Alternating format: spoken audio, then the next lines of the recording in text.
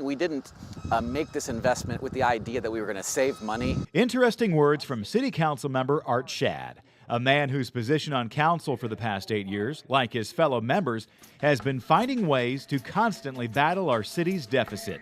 Now he's talking about a plan he pioneered.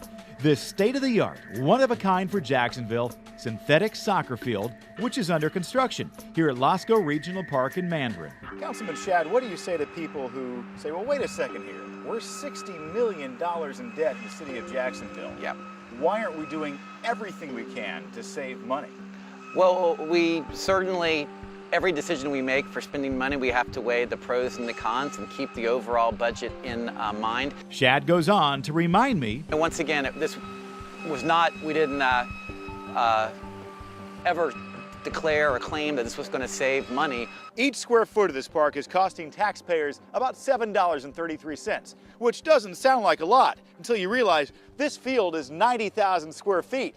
That's almost $660,000.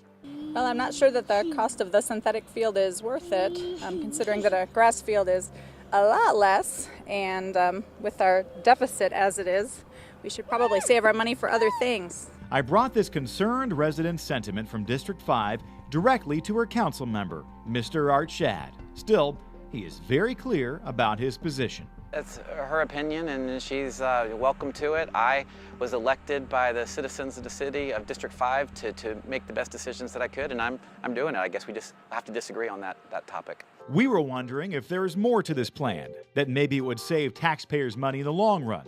We asked what type of financials the city forecasted during the plan's inception of this project to justify the cost. If this was a decision based on saving money, I can see where that would be the case. But this decision was not, this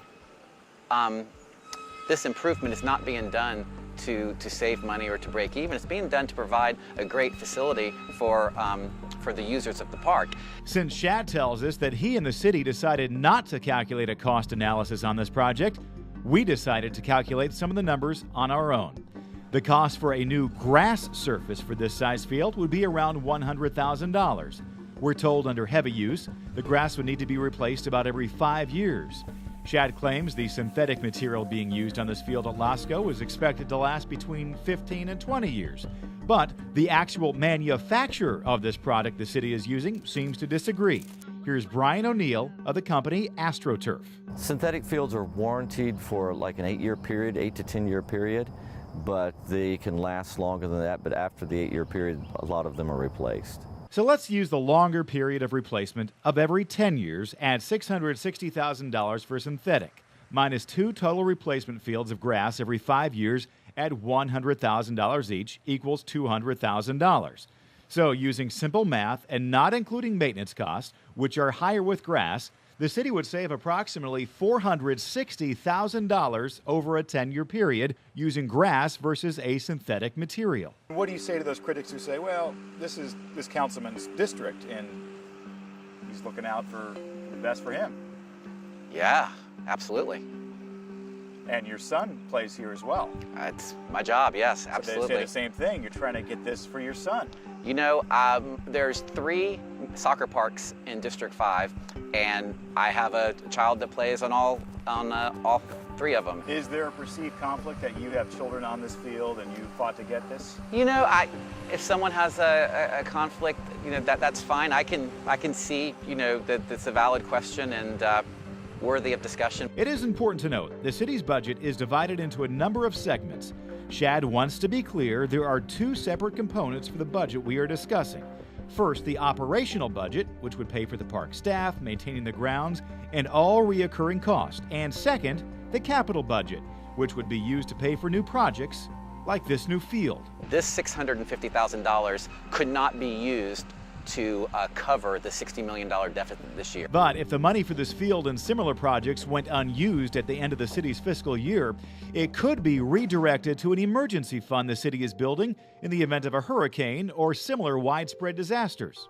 Would this $650,000+ be better spent giving back to this emergency fund versus this field? I personally don't think so. Once again, feel comfortable with the decision and my support of making this investment for our city. Shad admits this field is using about 15 to 20% of the city's park improvement section of the Capital Improvements Fund this year. It's a bigger number. Yes, I'm not real familiar with the expenditures of that fund, but no, that seems to be a decent chunk of it, certainly. But again, he reminds us, once again, not insinuating we're ever going to save money with this project.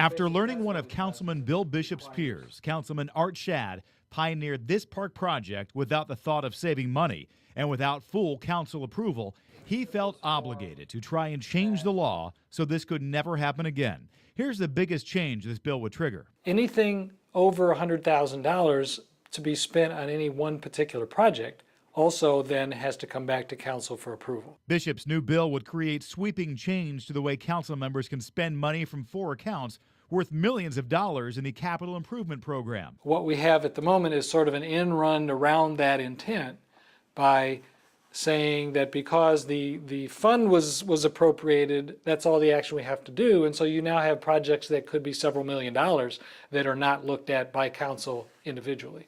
And this would tighten that up. If he had a chance to vote on Shad's state-of-the-art soccer field, Bishop says the outcome could have been much different. Probably would have voted no, considering that the cost of that project far exceeded anybody's understanding of any sort of rational payback. So I probably would have voted no on it, as it would. You could buy a whole lot of sod for what that AstroTurf costs. This bill also criticizes the current system as not being transparent and aims for our city leaders to be less vague when spending our money.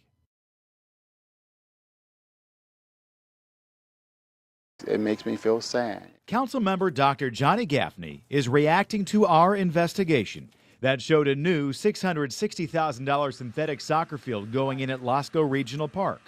Last night, we featured his colleague, Councilmember Art Shad, talking about the new field that he championed and not apologizing for the price. We didn't make this investment with the idea that we were going to save money. Shad said for people who have a problem with it, they should bring their concerns to their own council members who did not deliver projects like this to their districts.